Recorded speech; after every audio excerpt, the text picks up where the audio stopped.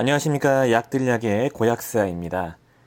오늘은 이제 간독성, 간 손상을 유발하는 의약품을 한번 알아볼게요. 제가 이틀 정도 꾸준히 봐서 조금 정리를 많이 했는데 지금 내용이 꽤 많거든요. 이게 꽤 많아가지고 이거 오늘 다 끝낼 수 있을지는 모르겠지만 아마 나눠질 수도 있을 것 같습니다만 일단 최대한 한번 진행해 보겠습니다. 간독성을 유발하는 의약품들이 꽤 많이 있고요. 그리고 종류도 워낙 광범위합니다. 제가 이제 찾은 데이터베이스는 여기 보시면 3번 자료 출처는 FDA 사이트에 정리가 되어 있고요. 간독성 클래스별로 이게 심각한 정도를 숫자화 시켜놨고, 그리고 간독성에 어떤 상관관계가 있다, 뭐 희비하다, 뭐 적다 이런 식으로 이제 또 등급을 나눠놨거든요. 여기 이제 한번 들어가 보긴 할 건데 그 FDA 사이트와 얼마 전에 소개시켜드렸던 그 NIH 국립보건원의 그 미국 리버톡신이라는 그 사이트에 이제 그 추출을 해가지고 거기에 있는 자료를 바탕으로 제가 작성을 한번 해봤습니다. 일단은 이제 약물 유발 간손상이라는 거는 드러그 인듀스드 리버 인저리, 그러니까 딜리라고 표현을 해요. 딜리.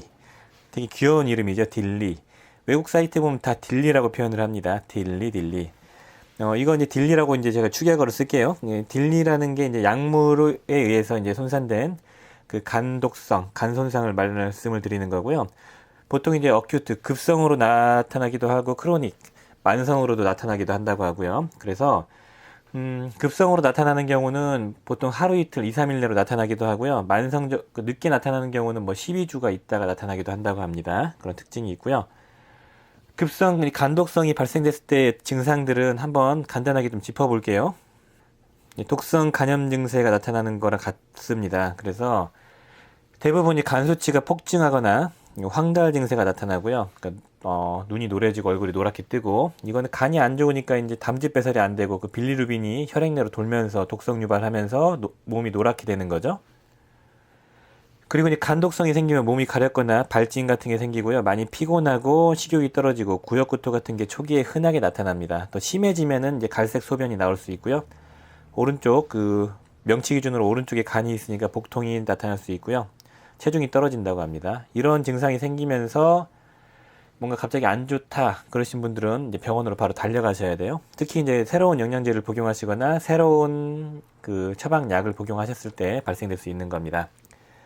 자, 이제 드러그 인듀스드 리버 인저리가 이제 있고요. 이제 약물이 이제 사람을 얼마나 간손상을 시키나 이런 비율을 봤는데, 처방전을 받아가지고 약물을 복용하시는 분들마다 이제 통계를 낸 자료들이 많이 있죠. 나라별로 좀 차이가 있지만, 미국 기준으로는 10만 명당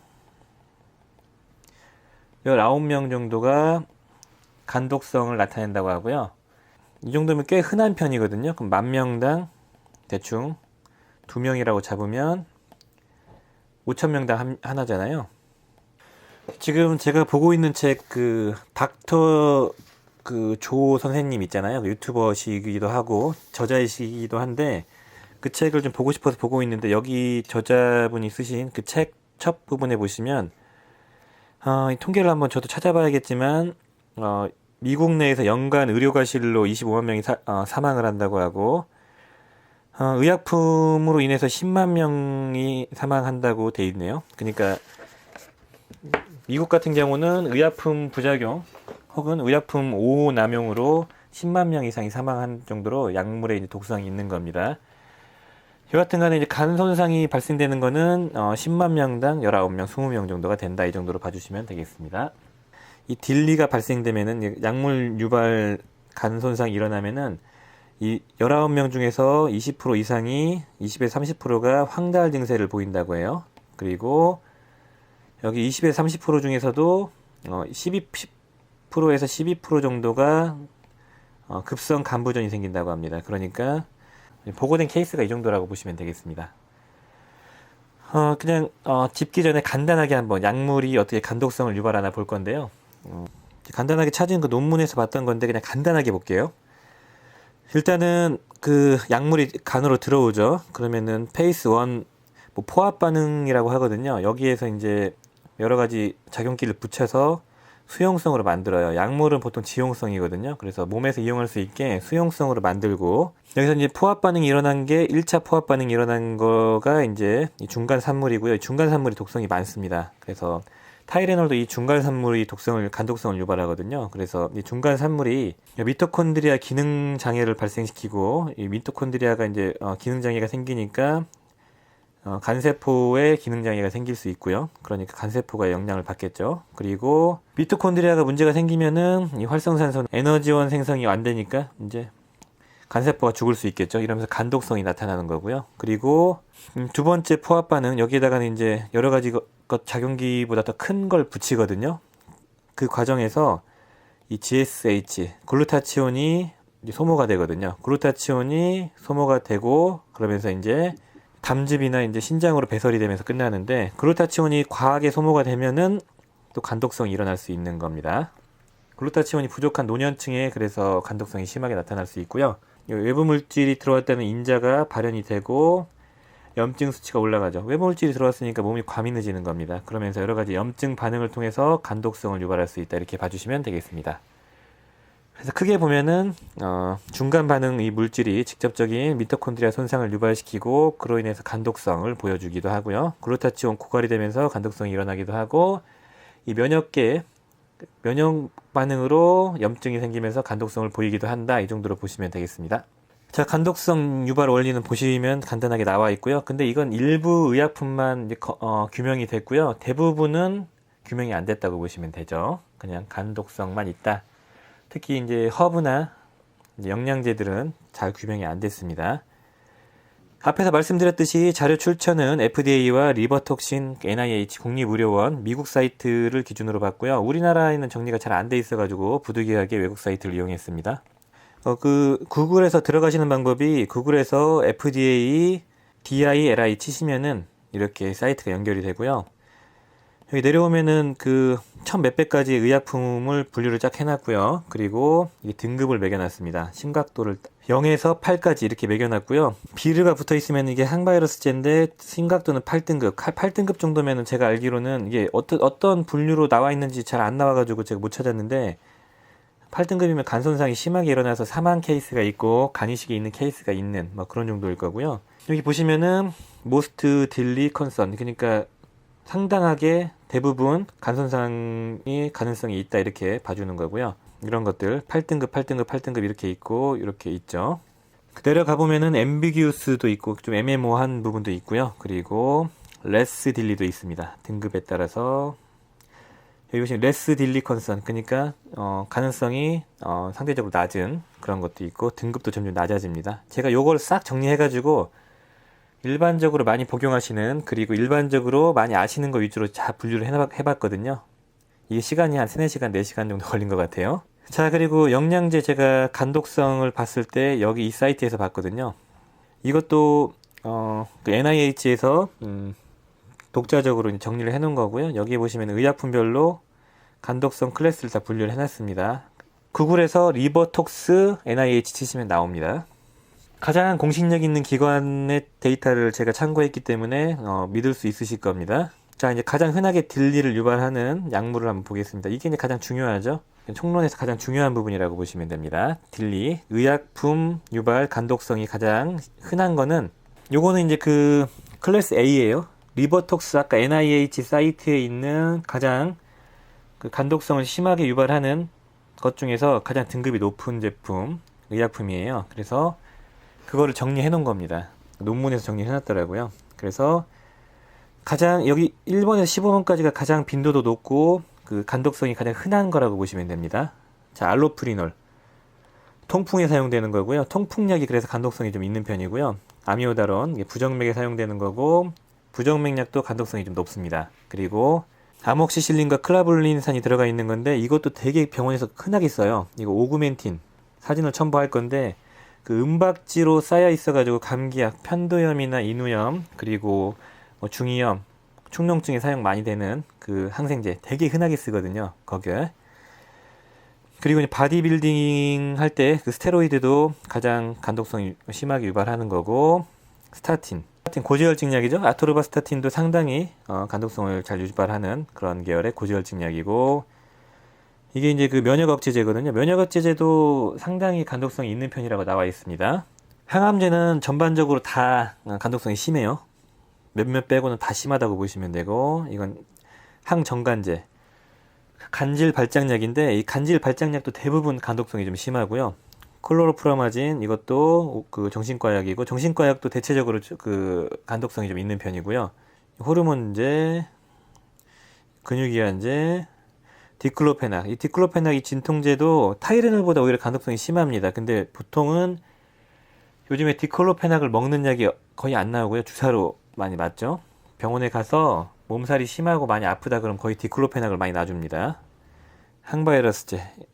요 정도가 이제 간독성이, 개연성이 심한, 정확한, 간독성이 어느 정도 확실한 A등급에 위치해 있고요. 보통 50케이스 이상의 논문에서 발견이 됐을 때, 그리고 심각한 상해를 입혔을 때 A등급을 매긴 것 같더라고요. NIH 기준입니다.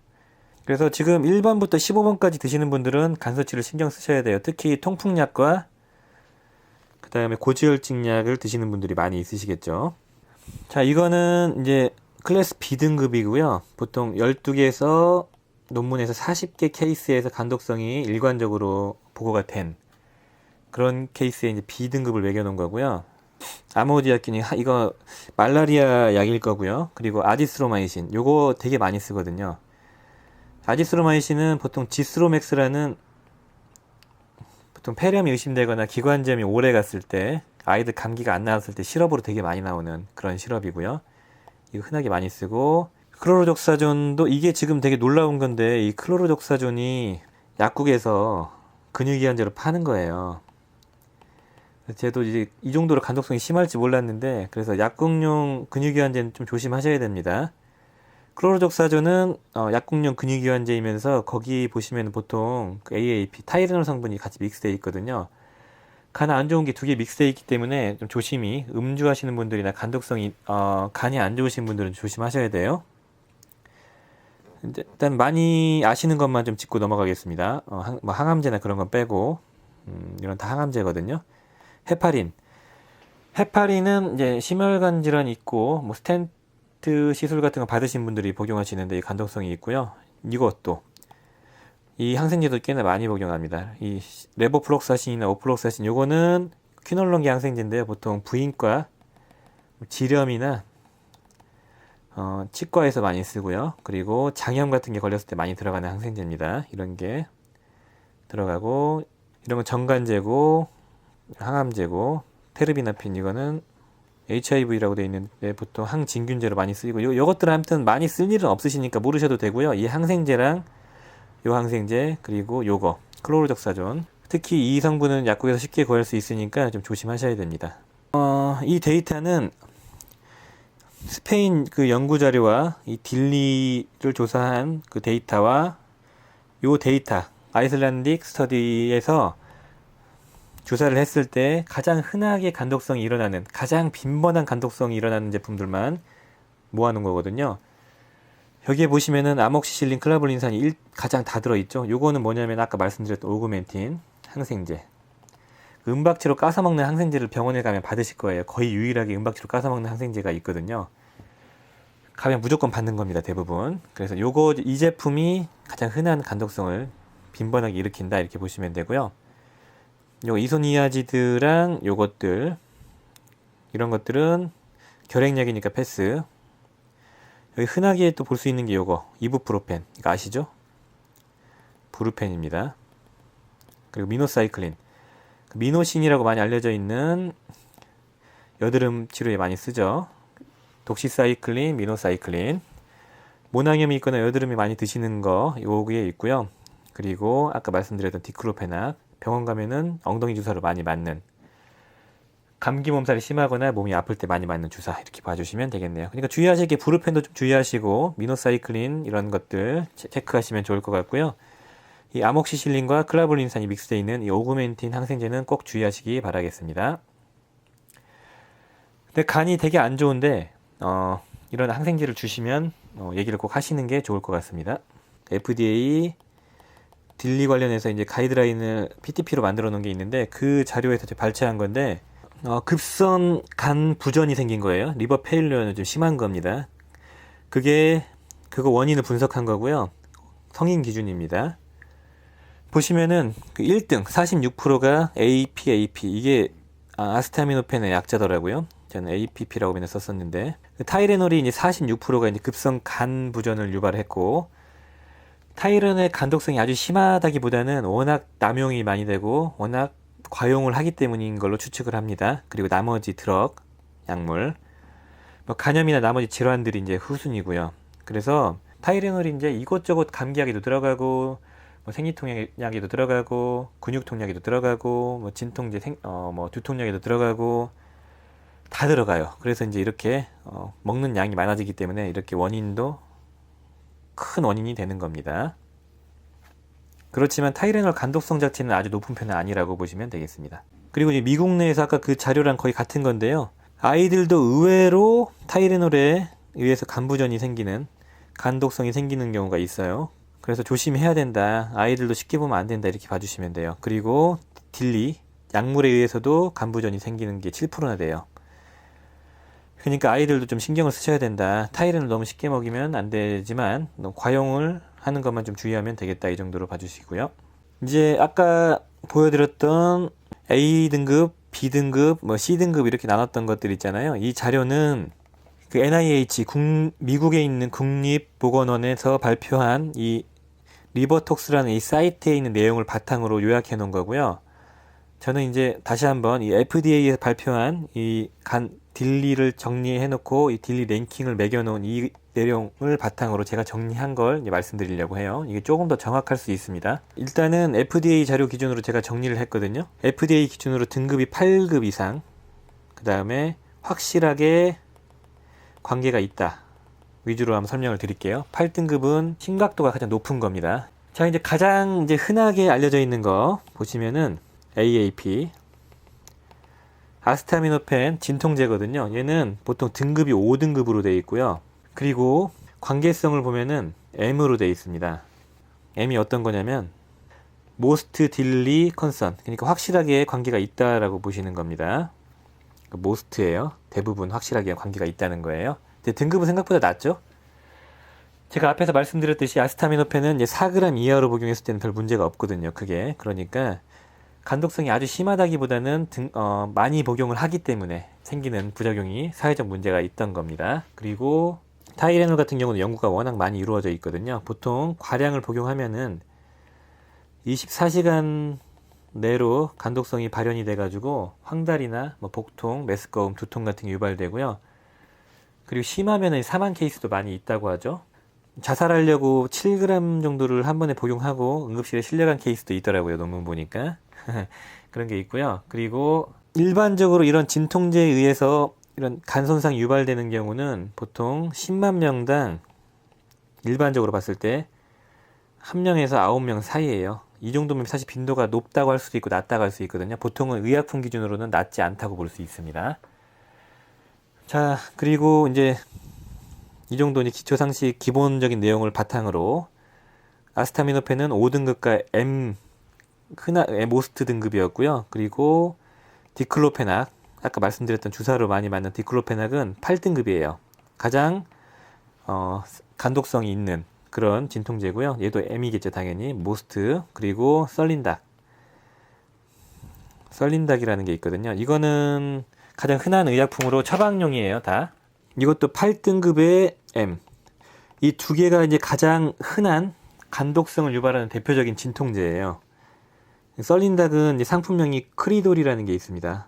크리돌이라는 게 있는데 사실 이 두 개는 처방을 잘 안 하기 때문에 너무 걱정하실 필요는 없고 흔하게 가장 간독성이 있는 진통제이기 때문에 한번 언급하고 넘어가고요. 그리고 설파살라진이나 쌀살라진 이런 게 있거든요. 설파살라진, 쌀살라진은 진통제이긴 하지만 과민성 대장증후군에 사용되는 게 있습니다.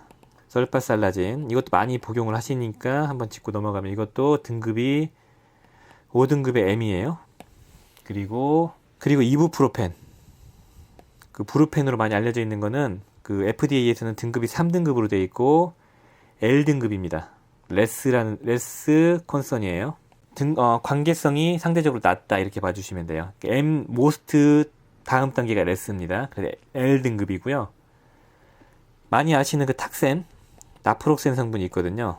나프록센도 등급이 3, 그리고 L 등급입니다. 그러니까 주의하셔야 될 거는 타이레놀과 이부프로펜, 나프록센 이 정도를 체크해 주시면 될 것 같아요. 이게 흔하게 약국에서 구매 가능하고 구매할 수 있고 많이 복용하실 수 있는 부분이거든요.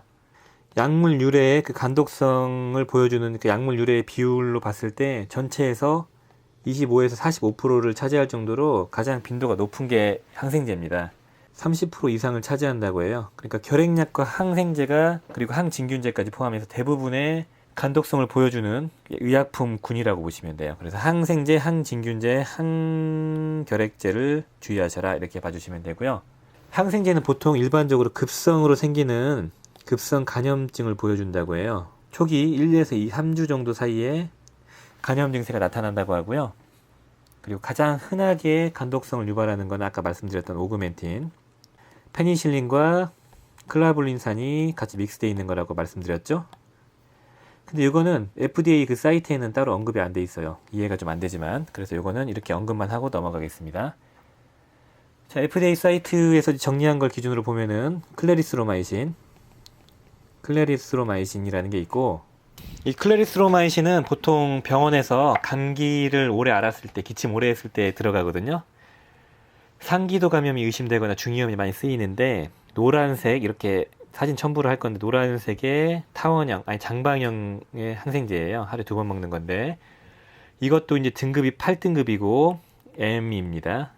그러니까 등급이 가장 높고, 가장 관계가 있다, 이렇게 봐주시면 되고요. 에리스로마이신이라는 그 마이신도 있고, 미노사이클린도 이제 등급이 8이고 최기형성도 있고 좀 독성이 있죠. M 등급에 있습니다. 미노사이클린도 왜 제가 언급을 드리냐면은 많이 드시거든요. 피부과에서 여드름용으로 많이 복용을 하시기 때문에 한번 짚고 넘어가고요. 그리고 시프로프록사신, 오플록사신, 시프로프록사신이라고 써 있습니다. 그거는 얘도 8과 M입니다. 그래서 얘도 독성이 좀 있다 이렇게 봐주시면 되고, 부인과 질환이나 장염, 치과에서 많이 사용된다고 말씀드렸죠. 그리고 이제 나머지 제가 이제 많이 보신 것들이 이런 거고, 또 되게 많이 있거든요. 몇십 가지가 정리되어 있는데 그 중에서 이제 많이 보시는 거, 페니실린 계열은 대체적으로 좀 안전한 편이고요. 세파클러, 이것도 되게 그냥 무난한 항생제로 많이 쓰이거든요. 캡슐에 들어있고 주황색 캡슐인데, 이 세파클러는 등급이 3이고 L입니다.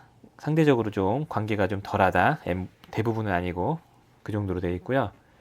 세파로 시작하는 것들은 대부분 등급이 좀 낮고 L 등급에 위치해 있습니다.